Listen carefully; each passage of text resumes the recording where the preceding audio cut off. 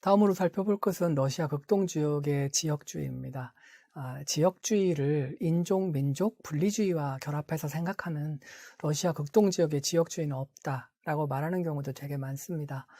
러시아 지역주의가 그런 면에는 없을 수 있습니다. 그런데 그것을 지역주의가 없다라고 말하면 러시아 극동지역에서 나타나는 지역주의를 둘러싼 다양한 이해의 표출을 포착해내기가 어렵습니다. 그런 의미에서는 그냥 지역주의라고 표현을 해서 쓰도록 하겠습니다. 여기에서는 지역계의 특징, 지리적 압력, 역사적인 압력, 인구 압력, 그리고 지정학적인 압력에 대해서 간략하게 설명을 해보도록 하겠습니다. 자, 러시아 극동지역의 집권, 분권 요인입니다. 민족 건설 과정에서 지정학적인 가치가 부인될 때도 있고 인정될 때도 있었습니다. 분리주의, 민족주의에 대한 우려가 있었고요. 혁명기 때 백군이 상륙하고 극동공화국이 설립되어서 분리 경험이 있습니다. 물론 이것은 의도적으로 극동공화국을 설립해서 분리시켜서 단절을 시켰던 것이지 극동공화국이 적극적으로 나서서 분리하겠다고 나섰던 것과는 좀 다른 배경인 것 같습니다. 어쨌든 그런 경험이 있기 때문에 러시아 극동지역에서는 극동공화국의 역사가 분권적인 요소가 되기도 하고 새삼스러운 일이 아닌 거죠. 우리 과거에 이런 적이 있었다라고 하고 다시 극동공화국을 표면에 내세워도 이상하게 보지 않는다는 거죠. 하여튼 그럴 만한 꼬투리를 가지고 있다라는 겁니다. 그리고 반대로 그런 우려에 대해서 직권적으로 관리해야 되는 이제 그런 필요성을 안고 있다. 법적 행정적으로는 집권적인 공산주의, 사회주의 체제를 경험했고 지방자치의 경험도 있습니다. 앞서 말한 극동공화국의 역사를 보면 쉽게 파악할 수 있습니다. 사회경제적 지리적 특성입니다. 지리적 특성으로 보면 극동지역은 외부 국경입니다. 따라서 분리해서 나갈 수 있는 가능성이 다른 내부에 있는 지역주의와는 성격이 완전히 다른 거죠. 시베리아 지역이 분리해서 나간다? 상상하기가 쉽지 않습니다. 왜냐하면 러시아 중간에 있는 영토가 떨어져 나가기는 쉽지 않습니다. 요즘에는 이제 북극 항로나 북극 개발이 이러면서 북극해를 통해서 외부와 연결될 수 있겠지만 그전에는 그런 것을 생각하기는 어려운 시기였고요. 고립된 영토라고 볼 수 있기 때문에 러시아 내에 그런 면에서는 분권적인 요인을 찾기가 어려울 수도 있는 부분입니다. 다만 극동지역은 거대 영토의 외곽에 존재하고 지리적 장벽이 존재한다는 점에서 분권성을 가질 수 있는 지리적 조건은 갖추고 있습니다. 경제 구조는 양면성입니다. 낮은 수준의 지역의 경제, 이건 불만이고 지역주의, 분권화 요구로 나올 수도 있습니다. 반면에 너무나 취약하면 그 취약한 경제를 살필 수 있는 방법은 중앙정부의 지원입니다. 그래서 거꾸로 높은 중앙정부에 대한 의존성이 집권적인 요인으로 작동할 수도 있습니다. 인종문화적인 구성인데 문화권 동질적입니다. 러시아어 사용 인구가 태반이기 때문에 그런 면에서는 분권적인 요인은 적습니다. 반면에 이주자가 유입됨으로써 갈등이 생길 수 있는 소지는 증가하고 있습니다. 정치적인 요인입니다. 민주화 과정의 영향은 앞서 말한 것과 유사하고요. 엘리트 충원 방식도 시베리아 경우와 유사합니다. 소비에트 시기의 패트론 클라이언트 모델, 중앙정부와 지방정부 엘리트 간의 연결, 이런 맥락, 그다음에 푸틴 대통령의 임명권, 이런 것들이 집권적인 요인으로 작동을 합니다. 비집권 요인, 분권 요인도 있습니다. 지방 엘리트들이 지역주의를 지지하고 지방 엘리트의 토착화가 이루어졌었다라는 점은 분권적인 요인으로 작동할 수가 있습니다. 이해 표출 행태인데 특히 개혁 이후에 지역 이해를 표출하는 경향이 강하게 나타나고 있습니다. 이 문제는 조금 이따가 황하론 할 때 이주 정책에 대한 지역의 표출, 중앙정부와는 대립되는 양상, 이런 걸 통해서도 지방 이해라는 것이 존재하고 표출되고 있다라는 것을 살펴볼 수 있을 듯합니다. 자, 러시아 극동지의 지역주의입니다.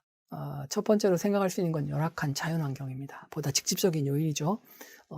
시베리아 쪽이긴 합니다만 오미야콘의 최저 기록 온도는 71.2도, 1926년 1월 26일이라고 합니다. 이게 65도로 알고 있었는데 71.2도까지 기록이 됐더라고요. 그 다음에 사회 경제적인 반발도 적지 않습니다. 시베리아 극동 지역은 사회 간접 시설을 확충하는데 그렇게 유리한 조건은 아닙니다.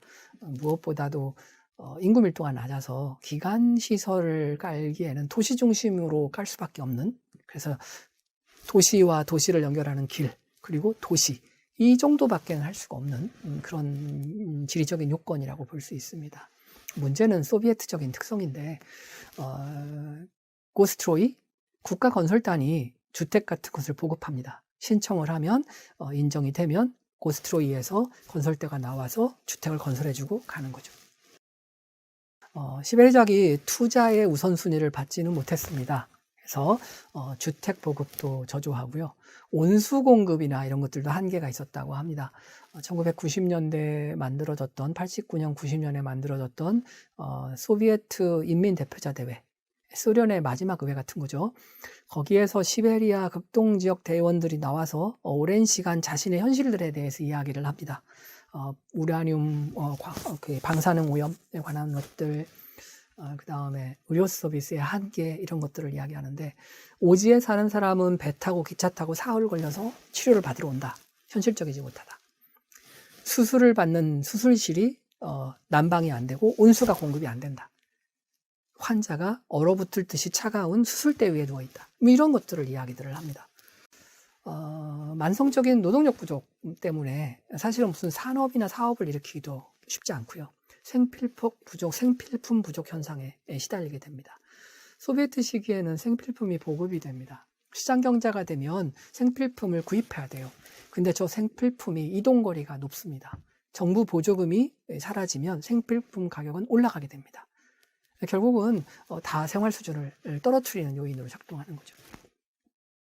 극동지역은 노동력도 부족한데 인구도 감소합니다. 그것 좀 이따 다시 살펴보도록 하겠습니다. 그리고 경제 구조도 취약합니다. 자원 생산, 자원 추출형 구조라서 생필품 생산이나 필요한 자원들을 생산하지 않고 있습니다. 그리고 동지역에 대한 투자도 낮습니다. 북부지역과 극동지역에 대한 투자 계획들은 거의 매 정권마다 발표가 됩니다. 실제로 투자가 이루어진 사례는 거의 없습니다. 푸틴 행정부 때 신동방 정책을 하면서 일부 이루어지고 있는 형태고요. 계속 발표는 되고 있습니다만 실현 가능성에 대해서는 좀 더 두고 봐야 되지 않을까 이렇게 생각이 됩니다. 인구 감소 문제입니다. 러시아 인구 감소는 안보 위기로 불리울 정도로 심각하게 받아들여지고 있습니다. 1989년 인구 센서스와 1910년 인구 센서스를 보면 약 420만 명이 감소를 했습니다. 그런데 문제는 그 인구 감소가 전역에서 이루어지는 게 아니고요. 대부분 러시아 극동 지역에서 이루어집니다. 북카프카스 지역은 22만 명 정도가 증가했고요. 남부도 4.6%, 중앙연방구도 약 1.4%의 인구가 증가를 합니다. 반면에 극동연방구는 약 20%, 21%의 인구가 감소하고요. 시베리아도 8.6% 인구가 감소합니다. 시베리아 극동지역에서 약 200만 명 정도의 인구가 감소됩니다. 그렇죠. 북서부 프리볼가 시베리아 극동연방에서 약 200만 명 정도의 인구가. 이 얘기는 뭐냐면 인구가 감소되었는데 다른 지역은 국내 이주를 통해서 충원이 되었지만 인구 유출이 많은 지역은 인구 감소를 고스란히 감당해야만 했다라는 뜻입니다. 보시다시피 극동 지역의 경우에는 자연 출생률 같은 건 인구 변화에 거의 영향을 못 주고 있고요. 오히려 국내 이주를 통해서 인구를 더 많이 잃고 있다라고 볼 수 있겠습니다. 아래쪽의 그래프가 마이너스 쪽으로 증가하게 되면 인구가 유출하는 것입니다. 그래서 시베리아 지역 같은 경우는 그 위쪽에 있는 건 인구 증가입니다. 인구 증가율은 감소하고 있어요. 그러나 절대적으로는 어쨌든 늘어나고 있는 플러스 영역이 남아있는 거죠. 근데 시베리아 같은 경우, 극동 지역 같은 경우는 인구가 감소하고 있을 뿐만 아니라 감소 추세가 비교적 완화되고는 있지만 2009년 이후에 다시 증가 추세로 돌아서고 있는 것 같다라고 볼 수 있습니다. 자, 국내 이주 요인을 한번 보면 왜 그러면 사람들이 시베리아 극동 지역을 나가려고 하느냐? 1989년에 자슬랍스카야라는 경제학자가 조사해 놓은 게 있습니다. 자연환경, 혹독한 자연환경을 견딜 수 없다. 결혼하고 건강, 의료 서비스 받거나 결혼하는데 어려움이 있다. 주택, 집을 구하기가 힘들다. 서비스와 소비재를 구하기가 어렵다. 15%. 교육 문화의 기회가 적다. 이런 것들이 이제 이주를 하는 요인입니다. 2012년에 제가 러시아의 4개 도시, 시베리아 극동 지역의 3개, 그리고 모스크바 4개 도시에 각 200명씩 800명을 설문조사한 게 있습니다. 이주할 생각을 한 적이 있느냐? 이때 있다면 무엇 때문이냐라고 질문을 했더니 임금, 이주하면 더 높은 임금을 받을 수 있다. 그 다음에 가족과 친척과의 재결합 등을 이제 이유로 듭니다. 그리고 자연환경, 그렇죠. 19%는 자연환경이 혹독하다. 모험, 자유화됐다는 게 이런 데서 느낌이 오더라고요. 그러니까 좀 더 새로운 세상을 보고 싶다. 그게 15%. 그 다음에 작업 환경과 조건이 8.8% 이렇게 나타납니다. 위쪽과 비교해서 크게 달라진 것이 없어 보입니다. 다만 소비재와 서비스에 관한 부분, 주택에 관한 부분보다는 자연재해, 임금 문제가 나타났어요. 그래서 어쨌든 소비할 수 있는 역량과 소득 부분, 자연환경, 작업 환경 이런 것들이 이제 요소로 작동하고 있다. 두 가지를 보면 시베리아 극동 지역이 어떤 문제에 처해 있는가 하는 것을 볼 수 있을 것 같습니다.